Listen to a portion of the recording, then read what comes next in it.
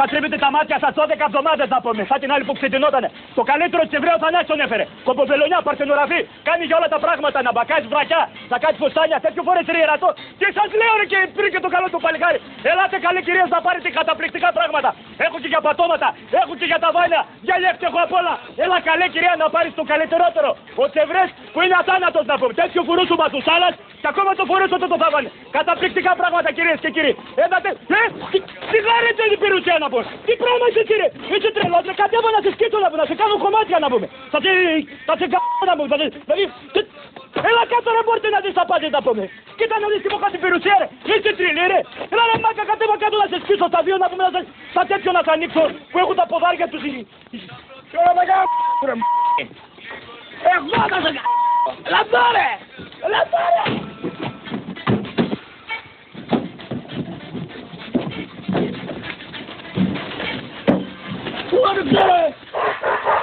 Ένα, δύο, τεστ το χειμώνα. Τα μικρά της αρχή.